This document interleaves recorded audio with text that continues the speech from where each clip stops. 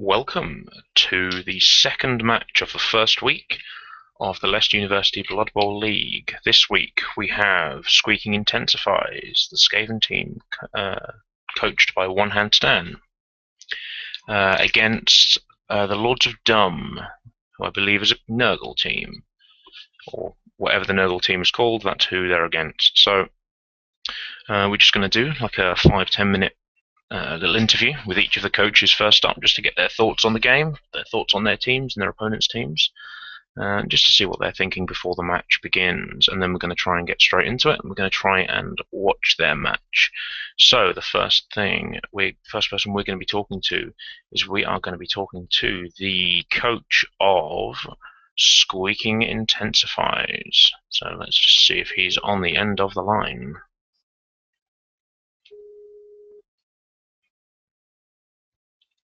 Hello, welcome. Right, so just a couple of questions before we start the game, I think, and also while we wait for your opponent to get his ass on YouTube and online. So how are you feeling about this first match? A little bit scared because I have played a couple of games with people in past this game and they're absolutely slaughtered. Mm-hmm. Not necessarily in terms of losing, but in terms of how players surviving. Okay, so all that strength 4 is you think is going to be a problem then? Yeah, just strength 4 everywhere. It's absolutely horrifying. Okay. Don't forget though, he is only going to be agility 2, so you should be okay with dodge rolls and stuff. Yeah, that is very true. I don't imagine size down but at the same time, if you get to cage form, it's very difficult to do. Yeah, it's going to have to be a really concerted effort to try and break down any cages that he might have. So talk me through how you went about making up your team. So most Skaven teams go for 2 Storm Vermin and 2 Gutter Runners. So talk me through any reasons why you had for going for the team that you have gone for. Well, I think most of the time, we put down to an experience with very good. Fair enough.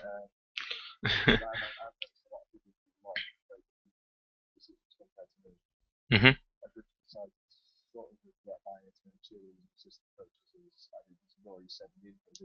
Mm-hmm.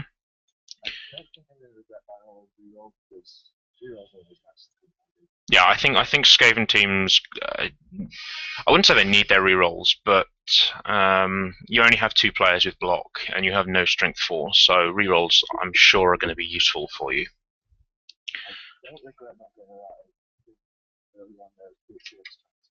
Yeah, I agree. I think getting a Rat Ogre early on in the game is you can do it, I think, but I would think that there are better ways of making it.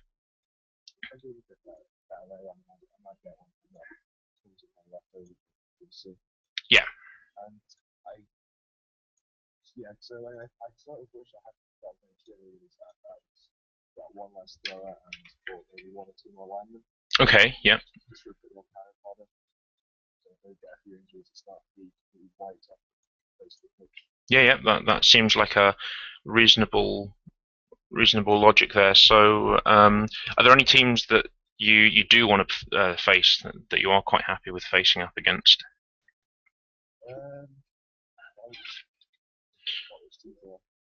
So we have another Chaos team, we have a Human team, Pro Elf team, and we have a Lizardman team. None of those are particularly nice players. I think probably going to get to choose more than anyone else. Okay. Yeah. The Lizardmen are probably terrifying. It seems to play against a lot of very physical teams, even though the elves are physical, elves are play against. Yeah, elves in general are going to be awkward to play against, and we'll see later on today how they do in their match. Because both you and the elf team are probably the 2 most agile and fragile teams going up against some of the most hard-hitting ones available. So it's going to be an interesting situation no matter what happens.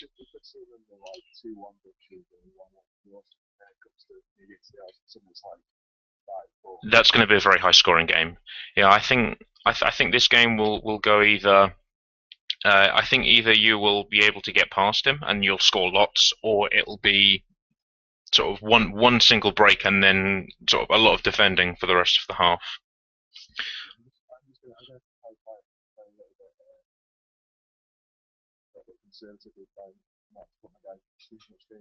Yeah. Yeah. Yeah, they're an important part of your team, and you're not going to be able to have enough to buy another gutter runner at the end of this match if one of them does get injured. Okay, so thank you for that. I shall message you when we're ready to start the game, and I shall go and have a chat with your opponent. So best of luck for the game, and I shall see you later. Okay, that was One Hand Stan and his Skaven team. Next, we are going to talk to Higgy and the Lords of Dhuum. So let's have a look at their team, and let's call up Higgy himself. Let's see any answers.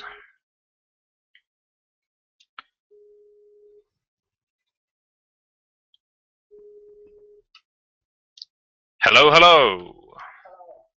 Right, excellent. So you're online and available and here. So I've just been chatting with your opponent, seeing what he thinks, and I'm interested to get your views. So first up, how do you feel about playing against a Skaven team? First up.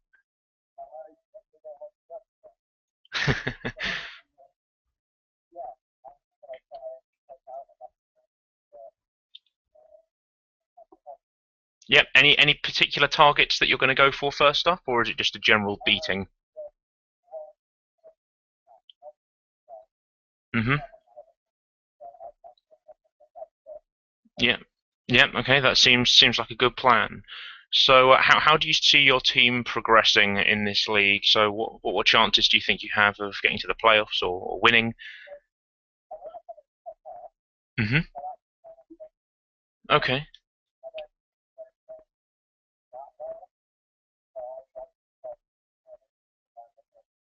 Yeah, that's a good tactic. You can't ever get enough practice of Blood Bowl. It's one of those games that requires a lot of practice to be really good at. So your team, the team composition. Talk me through how you came up with this particular team.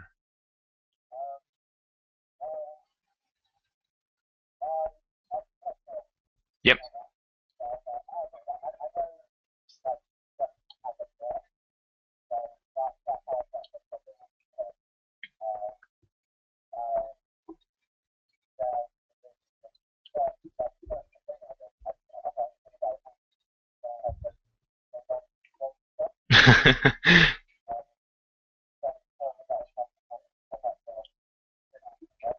Yeah, yeah. Rerolls are super important, and only having one means you're going to have to be really careful how you use it.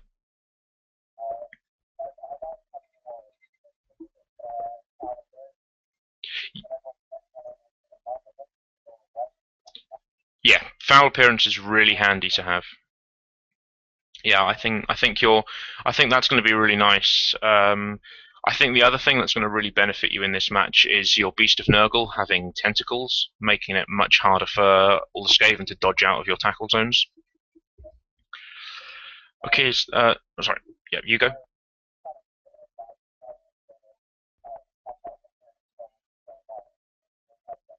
Yep, that sounds like a sensible option. Um,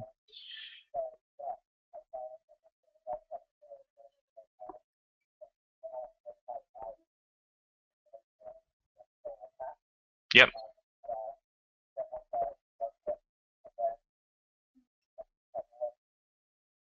that sounds like fairly sensible tactics. Have you thought about any skills that you want to be getting on any of your players yet, or are you just going to see how it goes?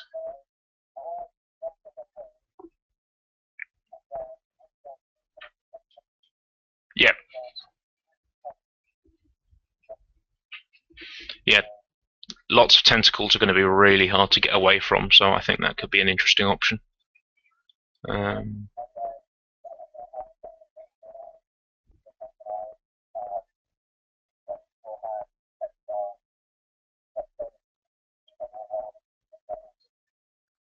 that seems very, very sound logic. Okay, well, it seems like you've certainly got a good plan of how you want your team to go.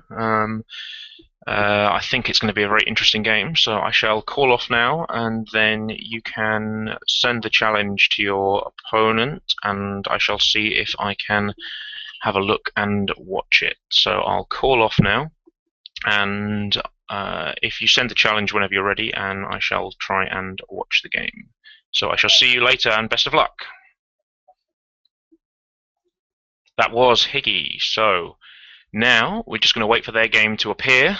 Now you'll have to excuse me because I've never watched a game in a specific league before, so I'm going to be hunting around whilst they hopefully play their game rather slowly so that I can watch it. I suppose we're going to be watching on this screen here, see if it comes up. Alternatively, I don't know if it happened in the league somewhere. Yesterday, if you haven't seen my other video from yesterday's game, I thoroughly advise you to watch it. It was a really good game. But if you want to just know the result, I managed to get a draw, a 1-1 draw with Overlord 59 and the New Age Overlords. So that was a very good game, a very brutal game where my Croxagore got injured, and he will miss the next game, which is super sad. Right, let's work on the assumption. Let's see if I can see any of his games currently being played. Nope.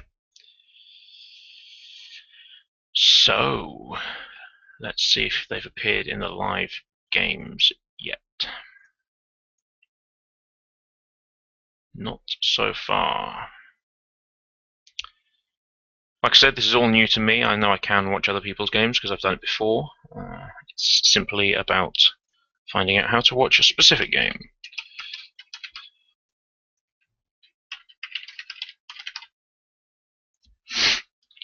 There he is. Right, they are actually playing, so let's see if I can get in on that game.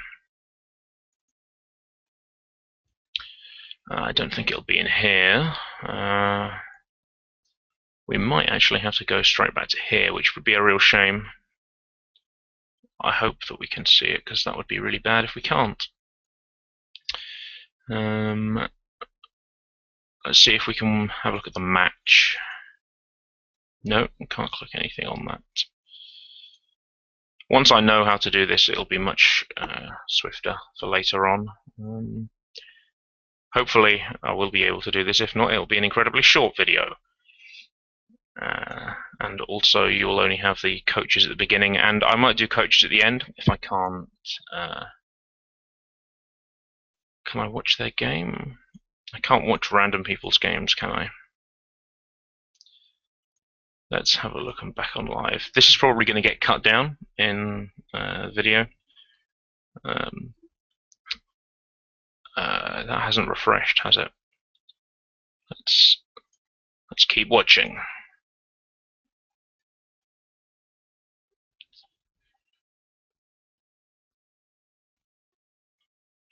O is what we're looking for.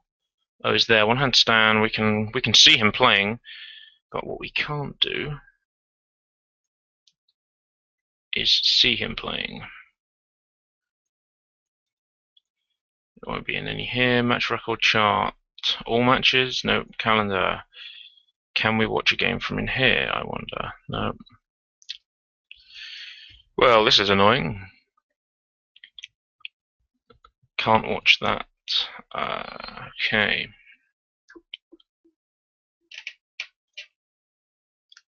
It may be a case of watching the match afterwards.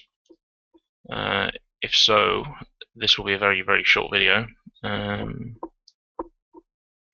If anyone does know how to do it and they're watching, if you could put it in the comments or something like that, that would be fantastic.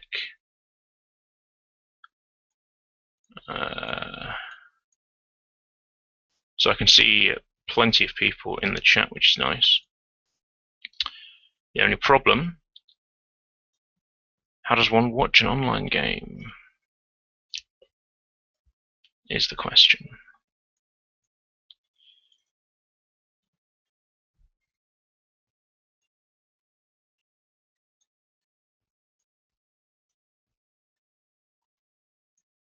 No, so it's not appeared in the matches played, so I assume... the only thing that I can assume is that we have to wait for it to perhaps sort itself out with the server, maybe. See if it's actually...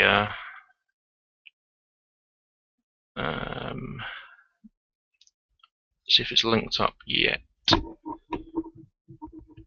So we still have all these. I don't know whether these are public leagues or whether these are all leagues. If it's a public league, if there's a public leagues only, then I can't see them. If not, then I shall, like I said, I'll just look at their replay, and I'll comment on their replay instead. That video, if it happens, which is looking increasingly likely, will happen. It will probably be up sometime this evening or tomorrow, so you shouldn't have to wait very long for that. It looks like we are going to have to miss this game live. That would be a shame. But unfortunately, I think that's what we'll have to do.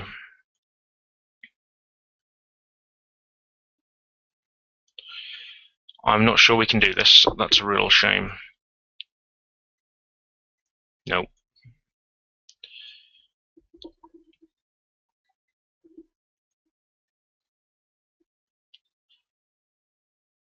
Okay, well, I'll just pause the stream right here, and if it comes back, I will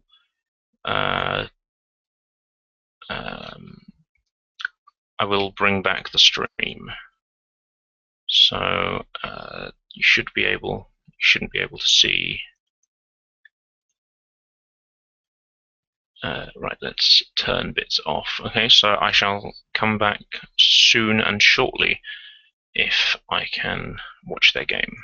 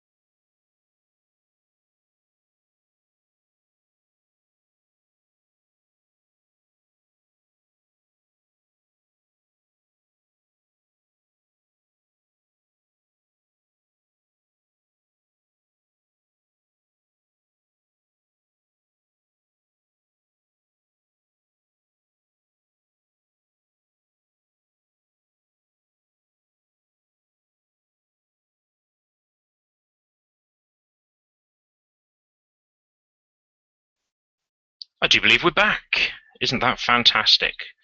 Right, I think I found out how to do it. I think I was just being stupid and missed it. So I know where they are. They're down here somewhere. Yeah, they're down here somewhere. There it is. All we have to do is try and connect. So that's the next question.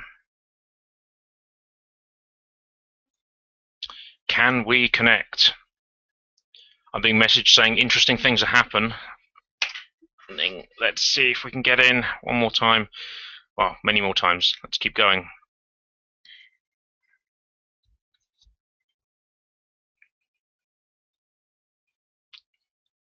It's going to be even more annoying if we can get in, but we can't get in. If you see what I mean. Ah, dear. Right. Let's try it once more. Actually, I shall log out, so I don't want you to see my details. So I shall just quickly turn the camera off. You should still be able to hear me. I'll keep speaking just to make sure that you're all happy, so that you're not suddenly randomly in the dark and scared and frightened. Right, I'm just trying to connect again. I believe we're in! We are in! Oh, is it not fantastic? We're in! Right, let's see what's happened. So here we are, the Lords of Dhuum versus Squeaking Intensifies. We're ready. So I think they'll all be. I think they're already maybe 1 or 2 turns in. So we'll have missed the first 2 turns, which is a bit unfortunate. But for the next game, which will be straight after this one, so come along and watch that one too. You shouldn't miss a single second. Right. So here we are. This is it. Here is the match. Oh yes, we're on the terrible map where you can't actually see anything. So that'll have to do, I'm afraid. So the dice log is up. We are ready. Let's press escape and let's watch it from here. Right. So here we have the 2 teams. It looks like we are looking from Higgy's perspective. That'll be the Lords of Dhuum. And we have some Skaven here too. So I think we're watching this from the beginning. So I think we might actually be able to see everything. So it looks as though, I'm assuming Higgy will be receiving, seeing as though he's setting up in an aggressive way, because he'll be getting the first turn. Putting a couple of warriors and some rotters on the front line. Seems a good strategy.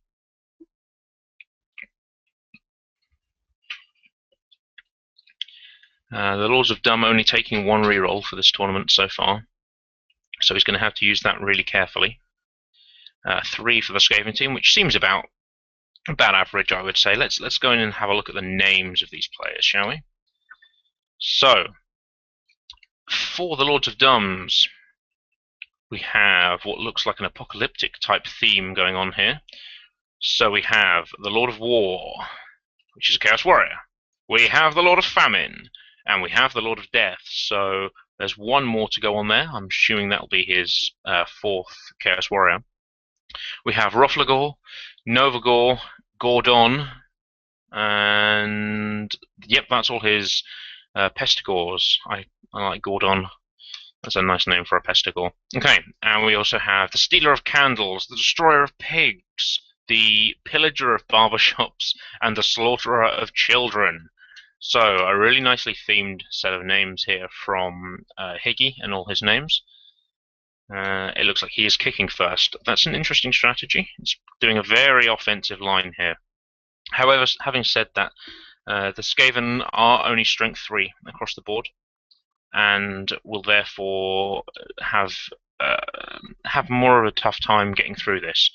Okay, so taking a look at Squeaking Intensifies, it looks like he's gone for a plethora of themes. So he's got Eric and Ernie. I'm assuming that's a reference to Morecambe and Wise. Great name, Stormvermin. He's gone for Darth Vader and Jaime Lannister at the back. They're his throwers. Then we have Sornik and Sanic, the gutter runners. And then it looks like we have, I would say that looks like 4 Beatles and then Ben. So we have Ringo, George, John and Paul, and then Ben. I don't know where the Ben reference is, but I think I got the rest. Right, so let's see where the kick goes. The ball will land off field. Okay, so Higgy looks like Gutter Runner perhaps is going to get the ball straight away. That's who I would imagine would get it. Oh no! What has happened there? That looks like a pitch invasion. So Gordon, the Stealer of Candles, are both down. However, on the Skaven team, we have both Eric and Ernie down. Jaime Lannister is on the floor. We've got Paul, John, George, and Ringo. All the Beatles are down, and Sanic is down. Wow! So after a pitch invasion, the Skaven have 3 players standing upright. However, Sornik is totally free. Like there are no warriors over here. So it looks like, how far can Sornik go? I can't see. However, if he can get, he can probably get somewhere up to here, which means that it's going to be a single blitz against Sornik if he decides to do that. So that's certainly an interesting idea there for the gutter runner to do. However, it does look like, yep, there he goes, running straight up the field. That's what gutter runners should do. Is he going to go for it? He's not going to go for it. Okay, how far can his Chaos Warriors move? 1, 2, 3, 4, 5, 6. So not with the going for it. These guys can move 5. 1, 2, 3, 4, 5. Again, they're going to have to go for it to get there. So actually, if this is a failed block, bear in mind there's only one reroll here. That's going to be a 2-dice block with the Gutter Runner having dodge. So only, I would say only a defender down is actually very helpful there. I would say that's the only useful thing. Yep, there goes the Blitz. Is going to try and push him away. He gets a defender down. There it is. So Sornik is down on the ground. Where's he going to get pushed? Okay, so Novagor is there. Now, 1, 2. And he picks it up as well. Good plays from Novagor right there.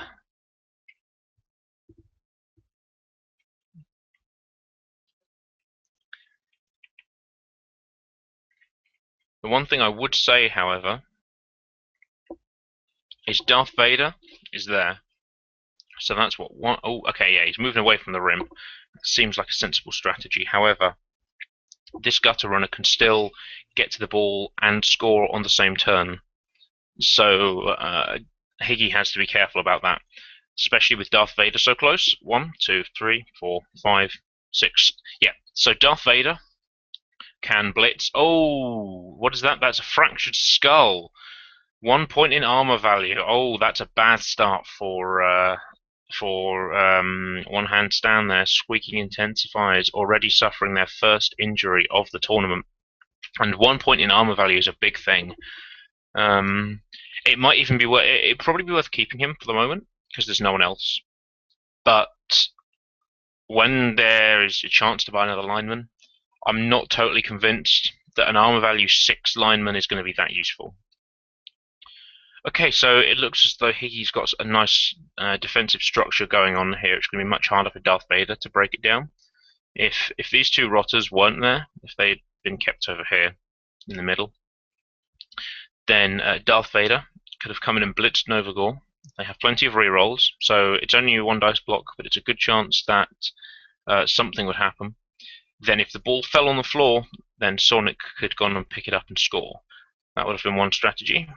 But with the introduction of these two rotters here, it's going to be a much safer play for Higgy, and it's going to be much harder to break down this this defensive structure. It's not really a cage of such just yet, but then he only has a few players around the ball. So it looks like these 4 Skaven in the middle are going to be in some trouble, seeing as though there are foul appearance here, and that there are 4 foul appearance creatures in here. So if they want to try and blitz anything, it's pretty much going to be a 2-dice against wherever they go, which isn't going to be fun. So Sornik goes and bases Novagor. Darth Vader is going to go and base the Slaughter of Children. Yep, that seems like a sensible strategy now. Get up your Skaven. That would be the next option. Yep, Ernie gets up first. Is he going to move? Of course he is. Now, who is going to be up next? Jaime Lannister would probably be the safest bet. Ah, he's gone for going for it. That seems sensible. These Storm Vermin, I think, are going to be key to One Hand Stand winning. They're the only players on the field with block, which will be incredibly useful. Okay, Eric got up as well. Yeah.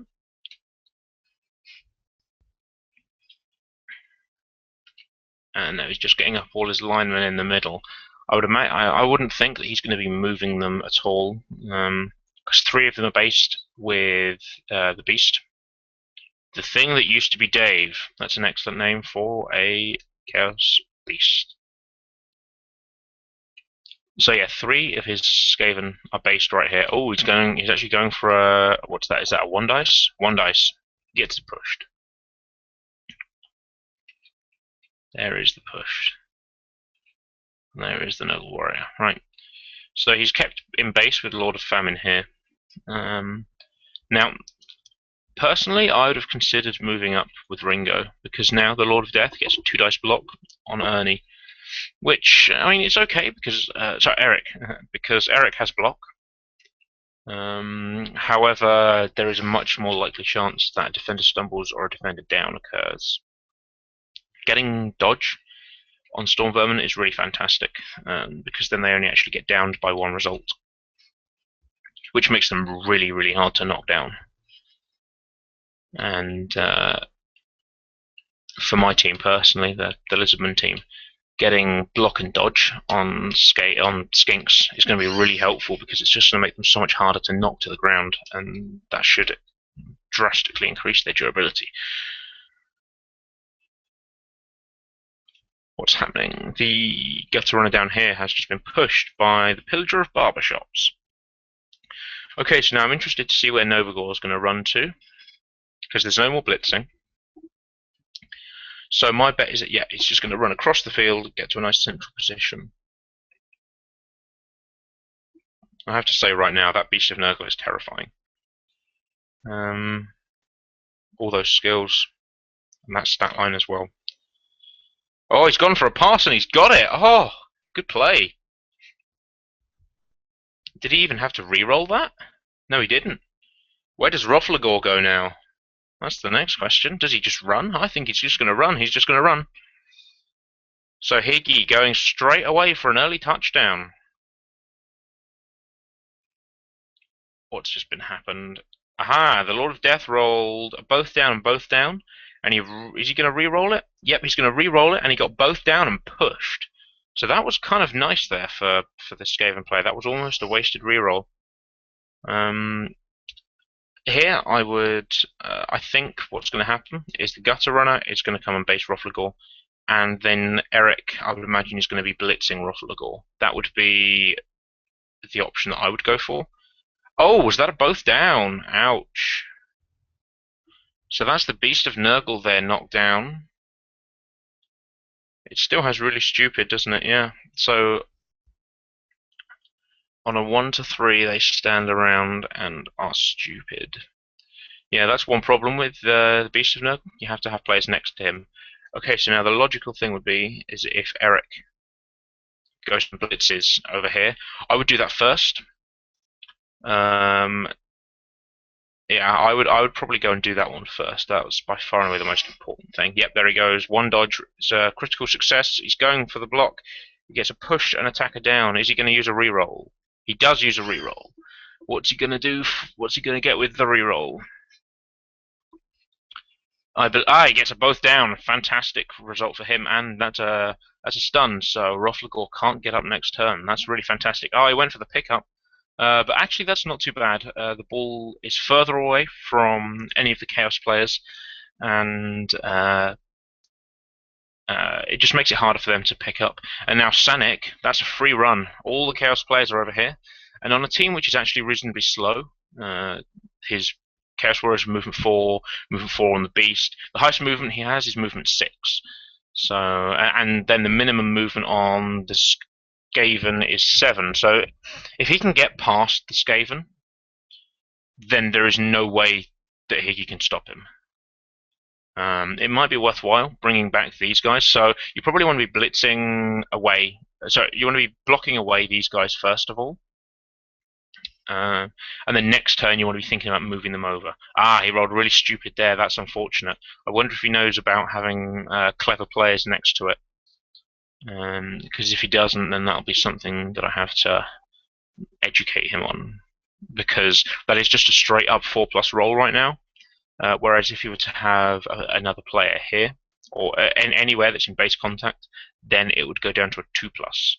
So it's not too shabby. Aha, the Lord of Death went for a blitz, and also he went for a go for it. And he does indeed down the Skaven. So yeah, that's actually kind of nice there. That's a strength 4 guy. So the next question is, how do you get rid of that strength 4 guy? Oh, where was the turnover? Ah, that's okay. So that's an injury there. The pillager of barbershops. Pillager of barbershops is the one that's been knocked out. Now these guys don't have regen. So that means that if they get injured, they are flat out injured. There's nothing he can do about it. He's just going to have to sit there, and he's just going to have to live with his injuries on the rotters. They're the only things that don't have regen. Because the way the Necromancer works, which is different to Apothecaries, is with Apothecaries you get to just flat out reroll your injury dice. And then you can choose either or. With a Necromancer, you can choose to reroll your regen roll. So when you get injured, you have to take the injury. You can't avoid it. But you get a regen roll, which is on a 4+. You ignore whatever injury it was. The Necromancer allows you to reroll that regen, essentially making it like a 2+ or so, something like that. So we're now back down to one hand stand turn. Now, how is he going to try and get away this Lord of Death up here? Because if he allows the Chaos to get many more players around here, like he has 2 Gores and a Rotter just ready to come in. Also, he has his 3rd Pestigore over here, ready to stand up next turn. That could get very horrible very quickly. Seeing as though he has a Gutter Runner in no position to help over here, and he has 4 based linemen here. Ernie, again, he has to take the long way around here, and Jaime Lannister's going to come in and help. That's a good idea. Yep, going in and basing the Rotter, also making the Gore have to take a longer route should he decide to go in there. Yep, and Ernie's going to go and base the Gore. That seems like a sensible strategy. Okay. So I'm still interested to see how he's going to try and get out of this. He might just stand him up, yep, and then go for a 1 dice block. Ah, that's unfortunate. Okay, so he tried to get up and dodge. That is unfortunate actually. That was what, a 3+? Yeah. So it was a 3+ for the dodge, and he had dodge as well, so he could re-roll that. So actually, he rolled a 1 and a 2, I think, for his dodging.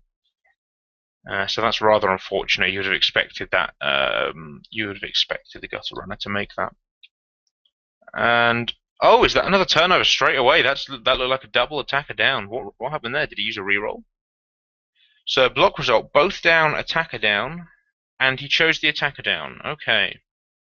So now it's even better if that Gutter Runner can get up now, because instead of having to dodge into a tackle zone, he's having to dodge out of one. I wouldn't do anything else first. Like over here, these players are fairly tied down. The Chaos are going to have to punch him out the way in order to get through all this. And over here, likewise, because they have so low agility. It's agility 3, but it's a 50-50 chance. And 50-50 chances in Bloodbowl shouldn't really be taken because Nuffle will punish you for taking dice roll. So the next question is, he did decide to dodge out. That seems sensible because that's his thrower. Aha, I can see a strategy approaching here. So will Jaime Lannister move any more, or was that his full movement? Because if he can move a bit more, he may want to, because next turn Rothlegor's going to get up and he's going to try, and he might try and blitz Jaime Lannister. Now that would not only get rid of the ball carrier, it would also push a very important player of the Skaven team out. It's one of his throwers, very important player to the team. I would be tempted to try and dodge out over here a bit. Well, certainly from the Lord of War, he's in no fit state to aid his teammates, and Paul can get over and just get more bodies over there. So it might be an idea to try and stop the Stealer of Candles. Is it Stealer of Candles? No, it's the Stealer of Candies. Oh, that name has just gone. That name has just been made infinitely more awesome. Stealer of Candies. Jaime Lannister gets the going for it. No, he. What was that? Was that trying to? Did he use a reroll there? Yep, he went for it, got a 1, and he rerolled it, and then he went for it 2 more times, and he went for it again after that. So that's certainly interesting. And the Lord of Famine goes down, punched down by rats. Now that leaves George completely free. I don't know. I can't remember whether he got up this turn. But yeah, there we go. George is going to go and base the Stealer of Candies. So actually now the Skaven are in a decent position. They can try and push up. And to be honest, it might have been better. I think this could be even better for them than scoring early on. Because if they scored early on that turn 3, when Sornik could have scored if Rothlegor didn't come and defend, That would have given the Chaos team 6 whole turns with the ball to start with to try and score. And it's likely that you'd be going into half-time at 1-1 in that case. So going for if you work on a strategy of going for the 2-1 grind, so the Skaven want to be scoring on turn 8. That gives the Chaos team no time to score in reply. So then you go into half-time, then you allow the Chaos team to score. Like you push them if you want, but the Chaos team has the option of either trying to go for the draw, in which case they have to score once and go slowly, or they have to go for the win, in which case they have to score quickly. If they go for the win and they do score quickly, you then have maybe 5 or 6 turns in which to score again. That's the 2-1 grind. Yep, there is the blitz from Higgy, blitzing Jaime Lannister. He chooses pushed. He rolled attacker down and pushed, so pushed it is. That's really nice there, because now that's just a single tackle zone, and he's away. He's gone. And so actually, the Skaven can score this next turn, and there's very little actually that the Chaos can do about it. So here, the logical thing would be you dodge out of this tackle zone here with Jaime Lannister. You run to about... You can probably run to here, next to the Destroyer of Pain. Then you throw the ball to your Gutter Runner, and then the Gutter Runner runs into this corner. No one else can reach him, and it still allows you to start punching over here, trying to get a few more injuries, because if you can injure a Chaos Warrior, then you're doing something good. So let's see how One Hand Stan goes for this next turn. Where is that? Destroyer of Pigs is over here somewhere, isn't he? Yep. So that's a knockdown on Ringo. I would imagine the Lord of Famine is probably going to be taking a 2 dice against John here. Stealer of Candies, you're over here, you take a pushed result. Actually, that's quite a nice result there, because that just means more tackle zones for Jaime Lannister, which means a further throw. And another one for Gordon. Okay, so the logical thing here would be...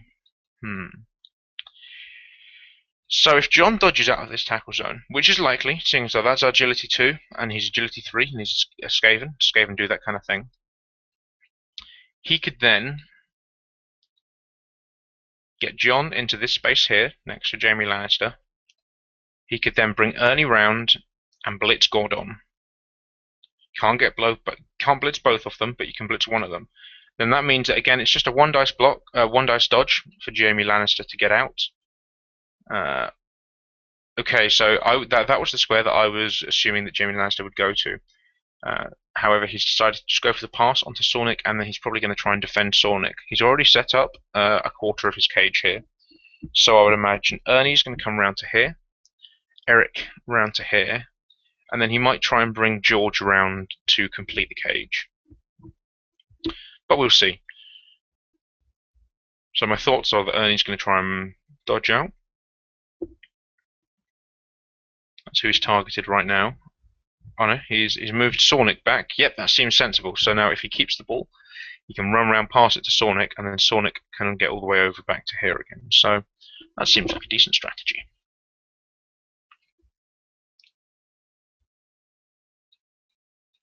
And he rolled, what was that, an attacker down. So that's unfortunate there, with only 1 reroll left. It's an incomplete cage. However, the Lord of Death is going to have to make a dodge, which is unlikely to get out, as is Roflagor and Gordon. However, the Stealer of Candies... Yeah, the Stealer of Candies is going to have to make dodge rolls too. So actually this cage isn't too shabby. It would have been nice if Eric got round to here. However, then the Lord of Death wouldn't have had any tackle zones, so he might have been able to take like a 2 dice blitz on Jaime Lannister. Then Gordon might have been able to take a 2 dice block on Ernie or something like that, and then they've been able to break it down that way. This way, they're going to have to be punching straight up. So I'd imagine Roflagor. Yep, Roflagor punches Jaime Lannister.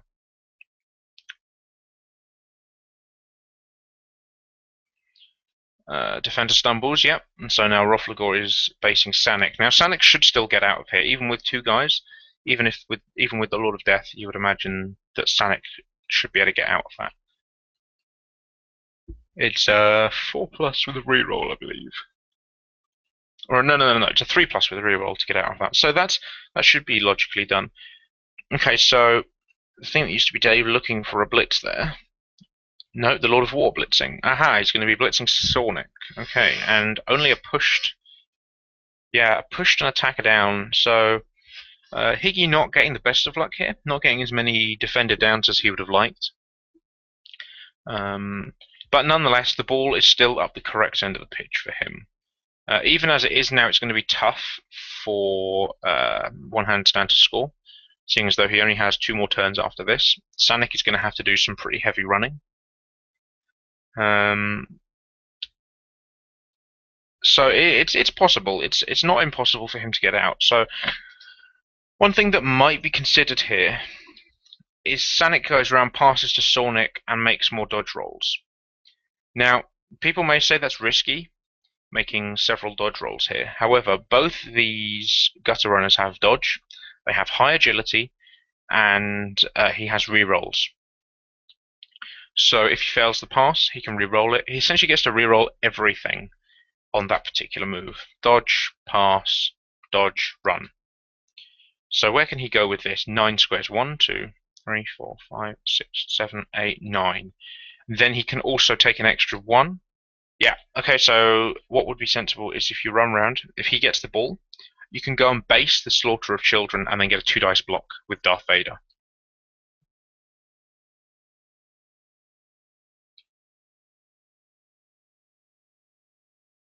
And that's only a push, so same result applies, only now you don't have to take a go for it. So let's see if he spots that, because I think that's possibly the best strategy, because none of the other Chaos characters can actually get back here. Only the Beast of Nurgle has a chance. 1, 2, 3, 4. Yeah. Only the Beast of Nurgle can actually get back, and it has to take a 4+ roll. So I would want to try and punch one of these Pestigors out of the way.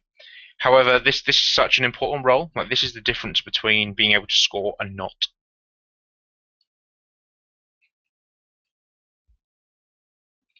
And that's very stupid. So Ringo and Paul both able to move constantly. Okay, yeah, so definitely want to be dodging out there with Sanic.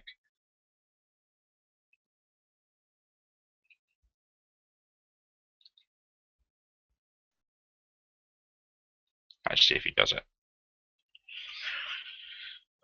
My voice is going to be utterly ruined by the end of today, seeing as though I have another game to cast on this afternoon.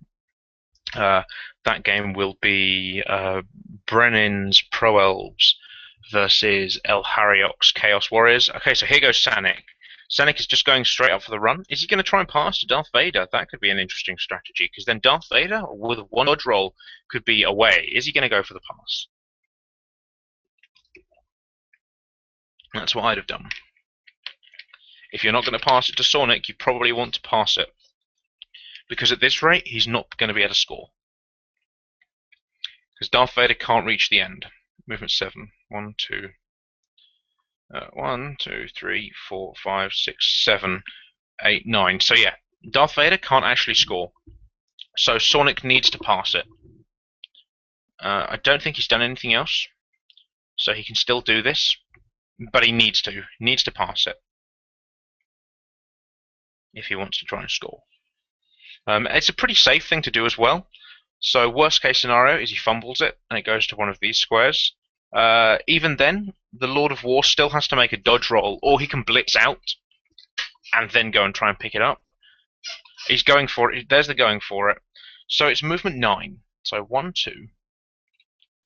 1, 2, 3, 4, 5, 6, 7, 8, 9. So even with 2 going for it, he's still 2 squares short. That was an end turn. Ooh, okay, that's interesting. I would have gone for the pass right here. It's 2+ to throw, and he has sure hands. Does that actually? That doesn't help with catching. However, it would still be better. There's no way that Higgy can score now, I don't think. So I would have gone for that pass because I don't think that Sanic can actually score here.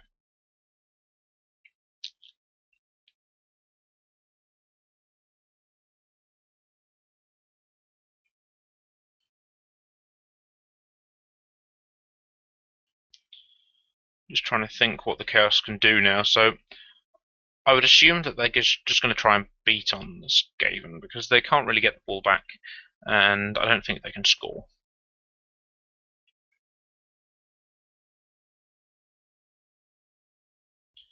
Well, no, they can't score unless they do some crazy blitzing and throwing in the next turn, but that would be literally, it would be crazy. So to score, the Chaos team would have to dodge out here. They would have to then blitz Sanic, knock him down. They would then have to run the Lord of War over. That's another dodge roll. Pick it up, throw it to the Stealer of Pigs or Rothlagor, which would be like a 6+, and then Rothlagor could then run it in. But that would be the most insane thing in the world. You could do it in a turn, but oh wow, it would be crazy. I think you should go for it because it would be hilarious if it came off. Okay, Gordon moving back, just trying to base Sanic. That's another reason why handing it off to Sonic would have been better, because Sonic could have come up, throw it to Darth Vader, who could have been away. So perhaps a small mistake there. I don't think it's going to matter too much because it's still going to be 0-0. But it was a slight possibility of getting a 1-0 at half-time, which would have really, really helped Skaven, seeing as though that they're going to be down to 10 men for next half anyway. They haven't, however, lost any of their important players yet, which is nice. So that's Ernie getting knocked down there.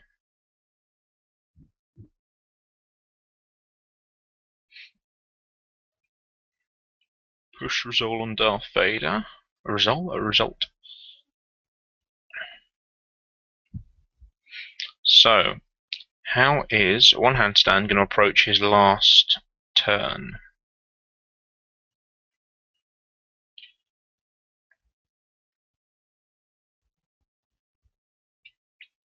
Is he just going to end the turn? Nope, Sanic's going to dodge out and he's going to try and run for it. Okay, he's not going to be able to get the score, but it's going to be safe. And safe is good for Skaven. Certainly for gutter runners, you don't want to be too close to anything big and scary.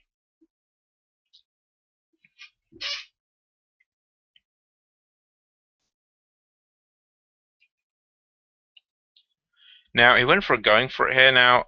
Oh, that's unfortunate. He rolled a 1, re-rolled it successful, and then rolled another 1 for the next going for it. Now, there's no way that he can score here. No way that Higgy can score. So I would imagine he's just going to go for beating on Skaven, see if he can get some injuries and get some SPP that way. There's a knockout, which is nice. Up here, somewhere over here. Yep, there he goes, sinking into the ground. Really stupid failure again. He's been unfortunate on that, actually.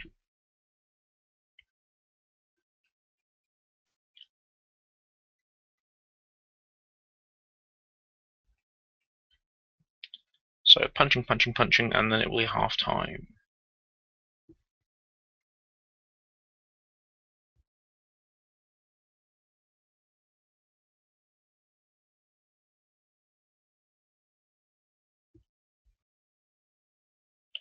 So overall, I think this half has actually been reasonably even. One Hand Stan had an unfortunate kickoff result where most of his players got knocked out.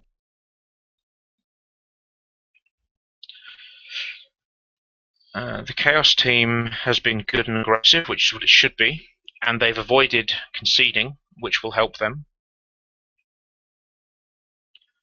However, the Skaven have certainly seemed to be decent at going forward. One Hand Stan would only have needed a turn or two more to score. So it looks like he's got some good attacking options there. I'm still not too certain about the second thrower in his team, because at the moment it just seems to be acting like a lineman. Thrower's more expensive than lineman, and it might have been nicer for him to keep the extra money in the treasury. But having said that, if one of his throwers does get injured, he does still have an extra one. So I think it's down to personal opinion. He's going for the injury there, which isn't too bad. But he doesn't get anything. So that's half time over. And now we must wait to see who gets up. So both downed Nurgle players get back up, which is nice of them. And the downed Skaven player gets up too. So it's still currently the Nurgle team has the strength right now. Have more players on the pitch. It's 11 to 10. And they will also be getting the kick this turn as well. So this half, you've probably got to be saying the advantage very slightly has to go to the Chaos Nurgle team, seeing as though just because they have more players on the pitch and they have they're receiving the kickoff this turn. So that gives them just a slight advantage of starting with the ball. And unless kickoff results go against them, it's a decent day for Blood Bowl. There's no negatives for passing, so his Gauls can try and get some passing between them. However, both gutter runners are still up, so that's something to be wary of, at the very least. Okay, so that is how the Skaven have set themselves up. That seems fairly sensible. Strong on the sides. I would have put the throwers. Well, the throwers could have gone towards the back, but then you'd be putting gutter runners at the front, and that puts them as targets. So actually, that's not too bad. However, like I said a minute or so ago, these throwers are essentially acting like linesmen here. They look like linesmen, they have the stats of linesmen, and they're doing the same job as linesmen. So currently they're just expensive linesmen. However, this isn't a bad setup. He's completely covering the pitch with 10 players, which is good. Is the ball going to land off field? Where is the ball going, actually? I think the ball is going to land off field. So quick snap. I believe that's I think that, but yeah. So I think every player on the Nurgle team gets to move one square. So it's a much fairer kickoff result, rather than having 70% of your team downed on the first turn.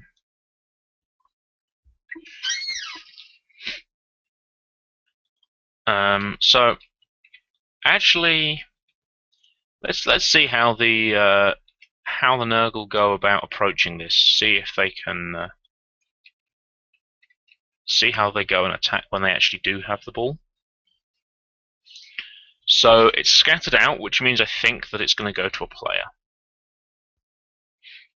Yeah. Okay, so it's gone straight to Roflagor. Roflagor, I think, is going to attempt to be Higgy's runner. In the pre-match interview, he said that he wanted to make a runner. That could be the one. So if he does make that as a runner, it's likely that, I don't know, perhaps dodge first up, maybe +1 agility if you can get it. Possibly catch. However, that's more a skill that you get once you have someone with throw or pass, or whatever it is.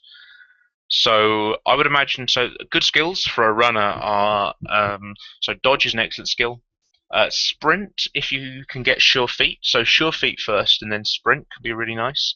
It means you can go for it one extra square, and you can also re-roll the first time you fail a go for it. Sure hand actually is quite a decent pickup, is quite a decent runner skill, because if the ball is loose, it's nice to be able to have that re-roll, especially if you're having to go through tackle zones to get the ball.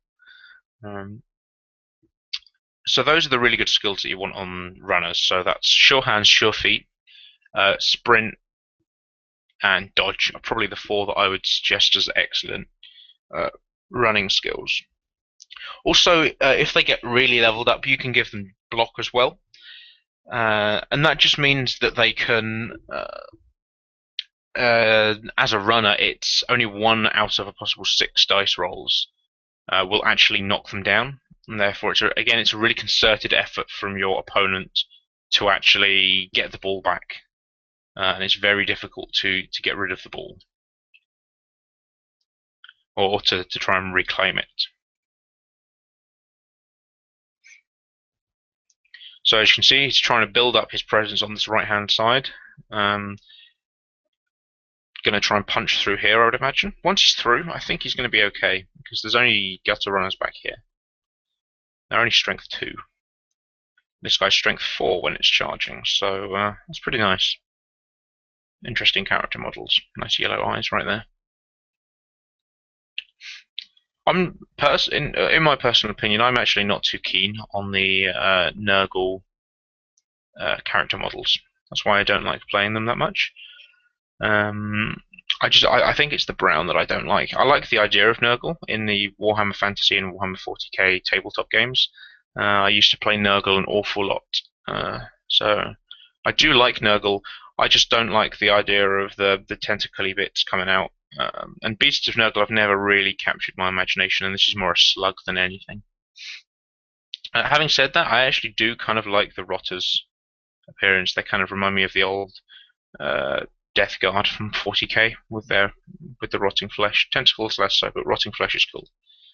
And again, the Pestigores are kind of cool, but I don't think they look as nice as Beastigores. So I prefer Chaos in general, but hey, that's just my opinion. Nurgle is still a really good team in Blood Bowl. It's nicely balanced. It's a good punchy team, and they do have the ability to get some nice runners in the Pestigores. So it's a well-balanced team. It's a good one for a beginner. However, you don't have block an awful lot. Ooh, that's an attacker down right there. Okay, so moving on to the Skaven models. These I do like. I do like playing Skaven. Skaven was the first team that I really got used to in Blood Bowl. I never really played it much in the tabletop game. But as character models, really like them. Okay, so Nurgle team just going for some punching here. Okay, so that's a thrower down, thrower knocked out.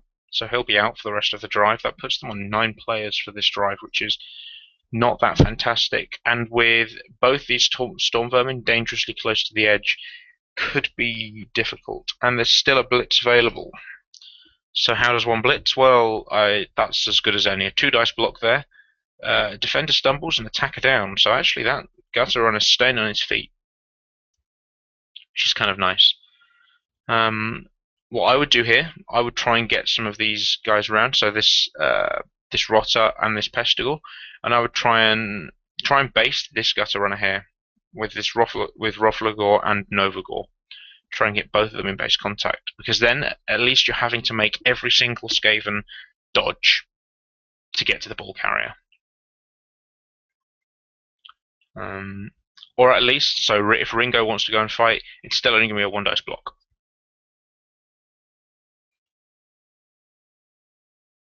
So Slaughter of Children takes down George.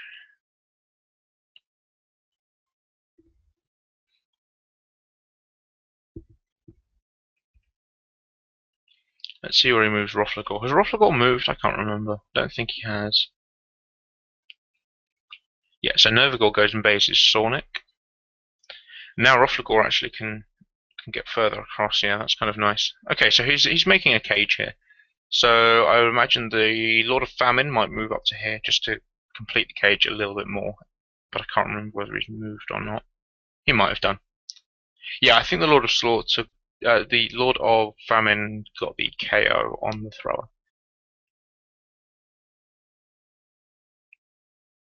So this is looking promising for the Chaos team. They've got plenty of players around the ball. There aren't actually that many Skaven defending. Oh, another really stupid result on the Chaos Beast there. I'm not sure that he knows about putting players next to his Chaos Beast. It might be an idea just to use up maybe 1 Rotter just to give it that extra chance.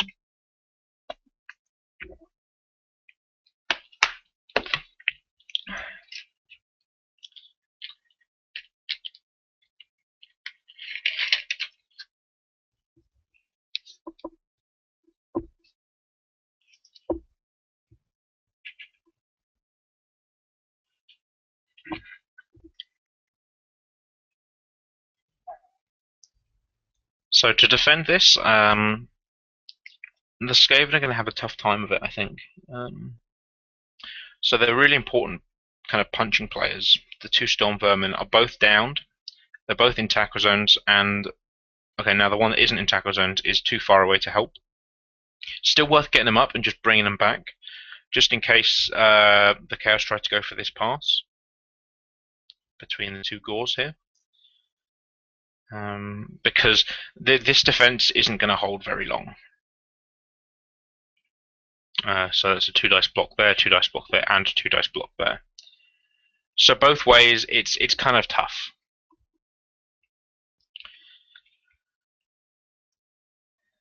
How is he going to defend? He hasn't moved anything just yet. I think he's thinking. Let's see what he does first. And let's see how we can discuss that.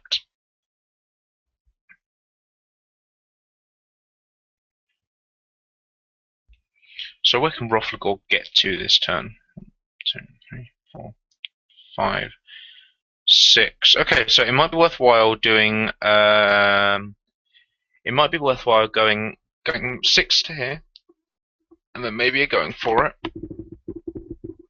and then bringing up Gordon to just give a bit more protection, and then just basing these guys even more, making it harder for them. So Lord of Slaughter could come up and base over here.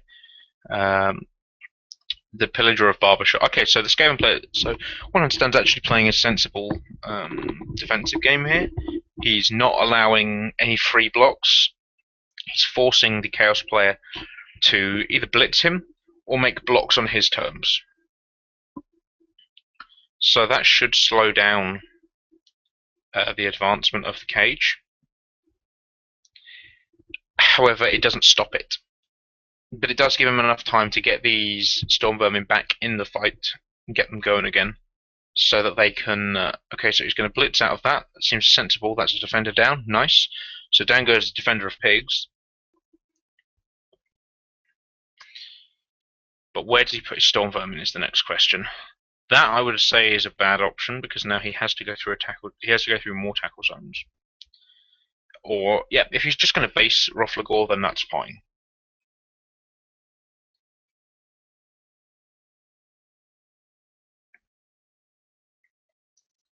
So now, again, that's forcing one more blitz or it's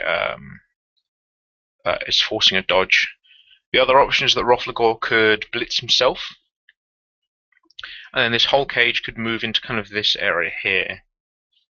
That would seem to be the most sensible option. Aha, Jaime Lannister comes across, more places to dodge. Okay, so now to move this ball, Roflagor is going to have to make a dodge roll. Alternatively, he could just hand off to Novagor. 1, 2, 1, 2, 3, 4, 5, 6. How many was that? 1, 2, 3, 4, 6. Go for it, go for it, yeah. Makes sense.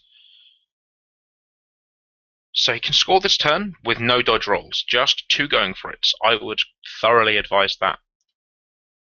But it looks as though Roflagor might try and blitz his way out here.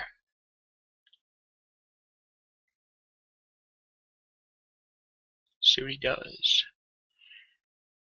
Okay, so he's just going to go and base these players. It looks like he's going to try and... Oh no, he can't blitz out because that was the Lord of Famine. Okay, it looks like Roflagor is going to try and dodge out of Jaime Lannister and run. Seeing as how he's basing these players, so I think he's just going to try and make a dodge roll and run it then.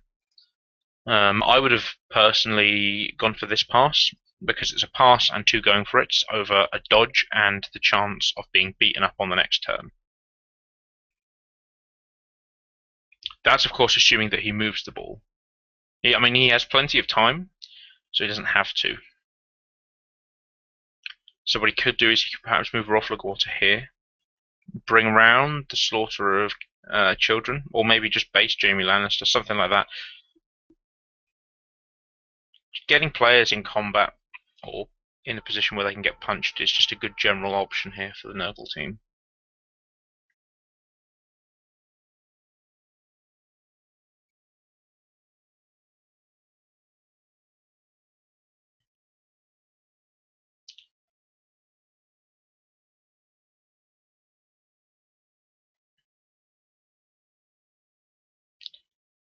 He's still thinking. I wonder whether he's thinking about just punching Jaime Lannister and just staying there. Attacker down, both down. That's unfortunate for Rothlagor. So the ball's going to be lost. He uses a reroll for it, and he gets Defender Stumbles. Perfectly fine. Down goes Jaime Lannister. Okay, so he's just going to sit there, which seems sensible, seeing as though all the Skaven around him are down, and the rest are based. Gordon gets attacker down. I'd have left that personally, because now his this Storm Vermin here can go 1, 2, 3, 4, blitz, and then base Rothlagor. So that would be, and you could get John up and around as well. 1, 2, 3, 4, 5 to there. So yeah.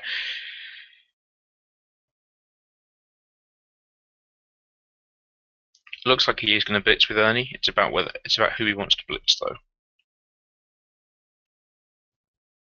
I still think that handoff and then run would have been better. But maybe he's seen something I haven't. Okay, so he's going to get the that looks like a 2. No, it's a 1 dice block. He has dodge. So he has block. They get it both down. There it goes. However, okay, so the Slaughter of Children picks up the ball instead. Okay.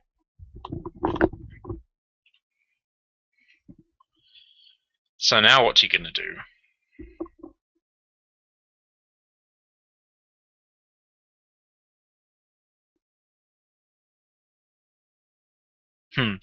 That's actually not very good on Rotters. They all have decay, don't they? No, they don't. Decay doesn't seem like a good skill at all to have on Rotters.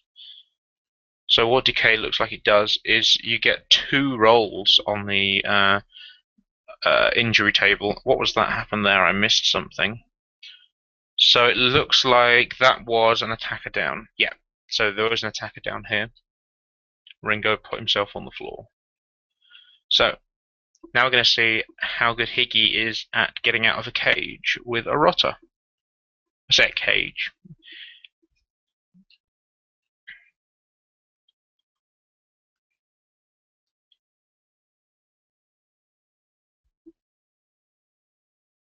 So what he could do is he could move the ball up to Novagor here. Novagor could move up to here, perhaps.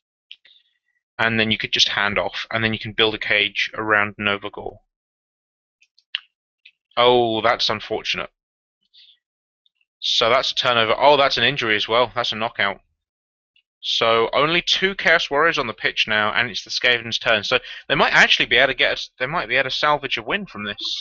So there's still 4 turns in the game. If the Skaven can get this ball, and if they can give it to a gutter runner, there is nothing to stop them from going all the way through. So that ball is now free. It's not really in a position for the Skaven to take advantage of it just yet. However, it's in a better position than it was. I would imagine Ernie did the block. So perhaps well, he can certainly get up Eric and get up George, and he might be able to blitz the Destroyer of Pigs away. That could be an option, because there's now no Chaos Warrior over here. So the Lord of Death has to get out of the tackle zone, which isn't nice. Okay, so George is going to get that 2 dice block. Yeah, 2 dice block, so that's attacker down and pushed, so he's going to go for the pushed. Rothlagor's still going to have base contact on that ball now, however.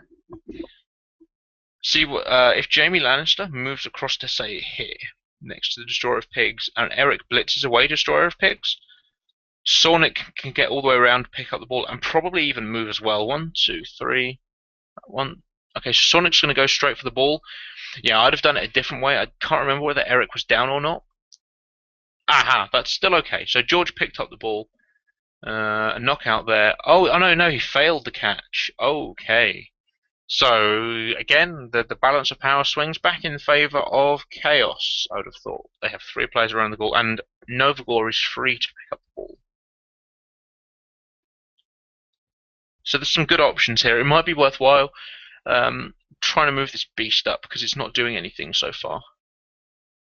Also might be worthwhile getting this. That's a reasonably safe 2 dice block. that would allow the Lord of War to get into the fight a bit more and be more useful, because currently his 110,000 value player is currently tying up a 50,000 value lineman.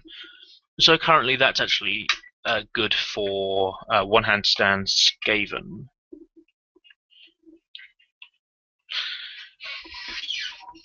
So neither of them have any rerolls left. I've already used them up.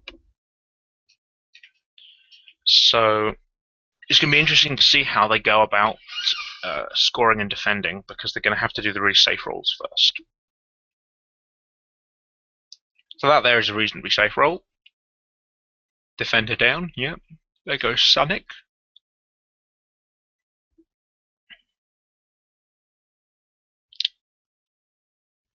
So Rufflagor can actually score here. Or alternatively, Novagor goes pick up the ball and run around. That would be sensible. Yep, he's going to go for it. He picks it up. Now, is he going to move with it? Yep. Is he going to go for it? I wouldn't, because he has no rerolls and it doesn't accomplish anything.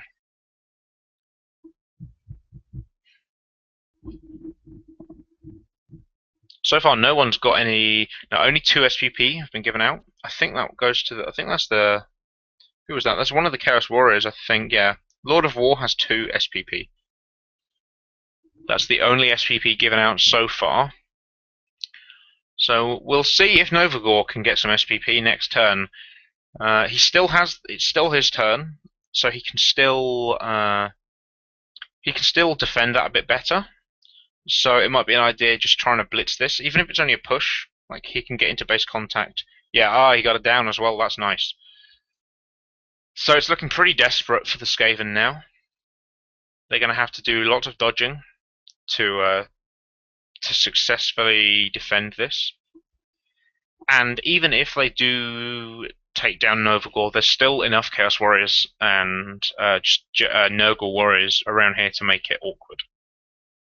Rufflagor gets an attacker down though, so that's going to be helpful. So now actually they have. So George is free. George is the player who's going to be key in this move to see what they do with him. So the first thing that I think they have to do, they have to get up Sanic and leave him where he is. And I think they have to get up Ringo, and I think they're going to have to make a dodge block with him. Do you want them both down there? Yep, there he goes. Okay, so Jaime Lannister is now free as well. So basing everyone possible. You don't want to be dodging into here. You do want to dodge out of one. You're dodging into one though. Okay, so here, you want to dodge here. Then you come around here and you block there. Because here, you're dodging into a tackle zone and out of a tackle zone. So that's much harder to do. Especially with no rerolls. No, you want to be dodging around to here. 1, 2, 3, 4. So where's he going next? Eric the Destroyer goes for a defender down on Destroyer of Pigs. That's an interesting result there. I suppose he doesn't want him to get surfed. But this is a more important option. Because Sanic on his own there is not going to be able to hold these 3 Chaos Warriors. Right, all that has to happen is the Lord of Death can take a 3 dice block here, get it pushed, and the Novagor can just score. So Ringo has to blitz. Like there's no one else that can. Like George technically can. Okay, so let's see where he goes. Yep, he's done it correct. He gets the 2 dice. He gets it both down. Is that only a 1 dice? Yeah, of course, because he's being blocked. That's unfortunate. The Skaven, the Gutter Runner fails to pick it up, and it should be relatively simple to score now for the Chaos team. So logically, the Lord of Death takes takes a 3 dice block on Sanic. He aims for a both down. He aims for a defender down, and then Pillager of the Barbershops. That's not really who you want to be scoring with. Seeing as though, yeah, they have arm value 8, but they do have decay, so it's much easier to get serious injury on them. Oh, we got attacker down, both down. Ouch! With no rerolls over here. So the match is still on. Still on. George is available. Sorry, Ringo can get up here. How are you going to blitz it though? Is the main question.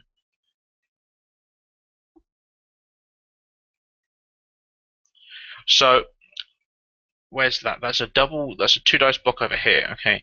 Now what seems sensible is Eric comes out of here. That's one block. Sorry, there's one dodge.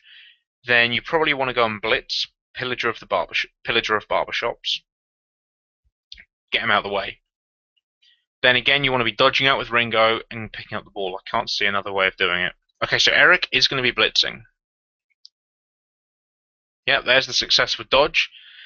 Pillager of Barbershops. He gets it pushed only. Okay, so that's good for Hickey. Because this Pillager of Barbershops is guaranteed to be in contact with the ball.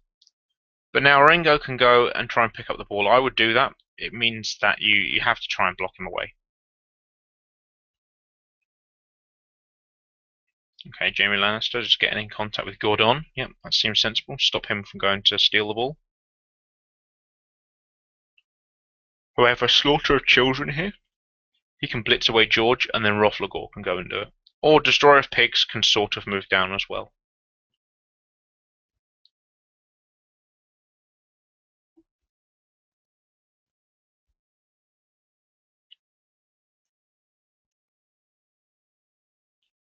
This has been quite an interesting game.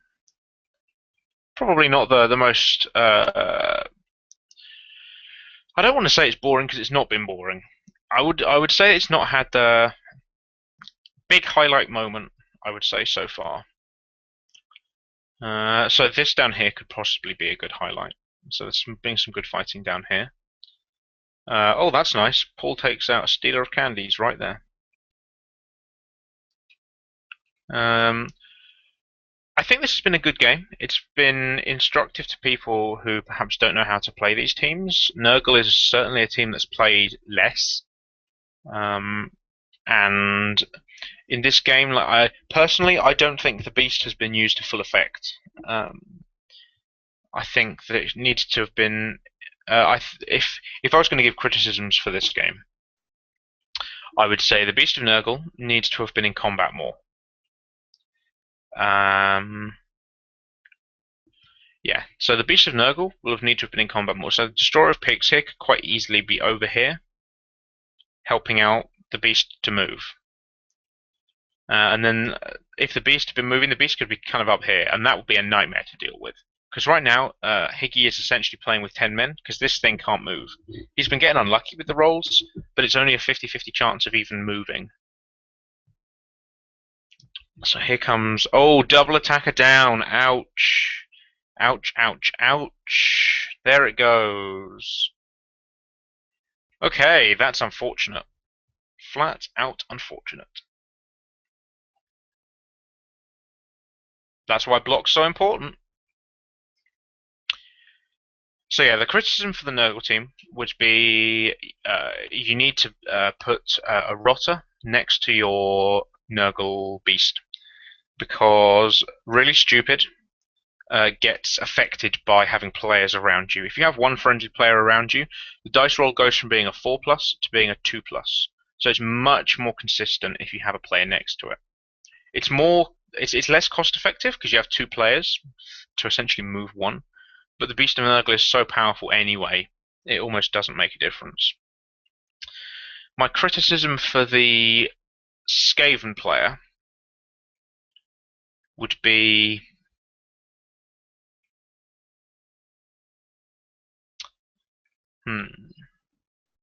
Okay, so this is a good example. What just happened down here is the Gutter Runner tried to get up, pick up, and dodge out at the same time. Now, what could have been done better is here he would have had a 2-dice block if he'd have blitzed with Ringo.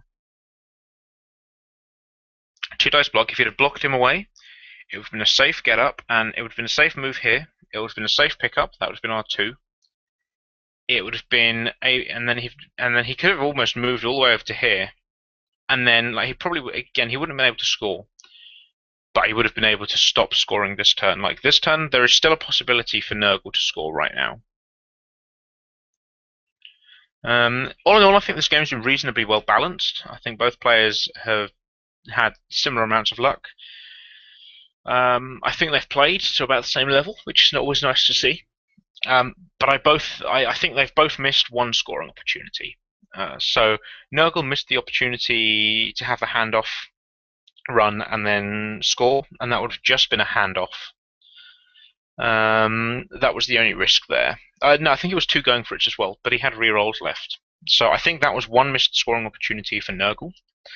And in the second half, so in the first half, I reckon the Skaven missed an opportunity to score when I think it was Sanic took the ball from somewhere over here, could have gone round, hand off, go, throw, and then run down. That would have been more risky, but it's doing things that Skaven are good at.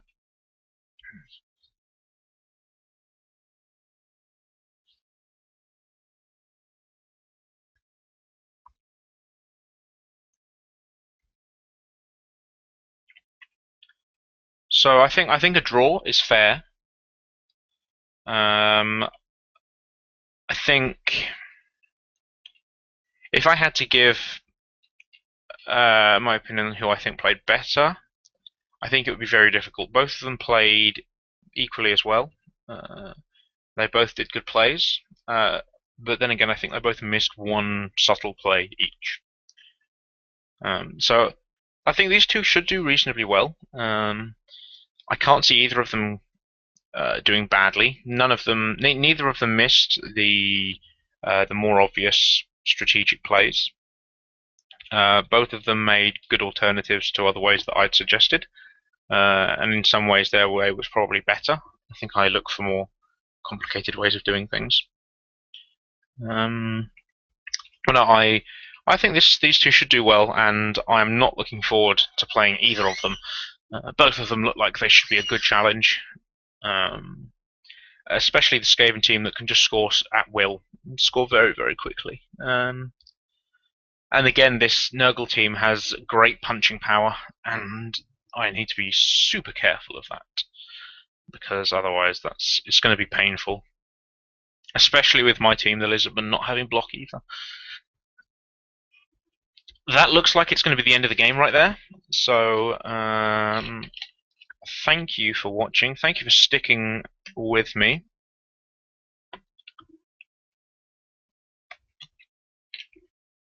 Through the delays earlier. And it turns out we didn't miss any of the game, which is nice. The game was a little bit behind. The game I think has just finished on their screen, and they have confirmed the result to me.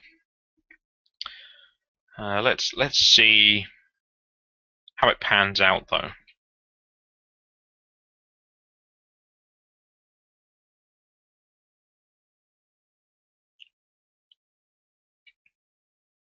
There's the attacker down. Don't know why I didn't go for the push, and I believe that's the end of the game. So we'll take a quick look at the end of the match, see if we can, maybe. I don't know. I've never really done this before. Okay, so we can't do that, but thank you all very much for watching. Don't forget there is a match right after this one. I will be doing the interviews in really soon, maybe 10 minutes or so.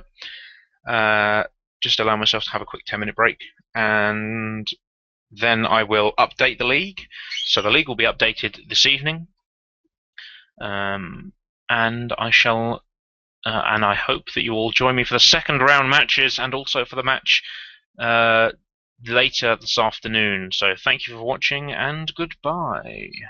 Now all I have to do is end the stream somehow. So let's sort out that. I know you can all still hear me, so that's why I'm still talking. Right, I believe this is how I end the stream. So thank you for watching and goodbye.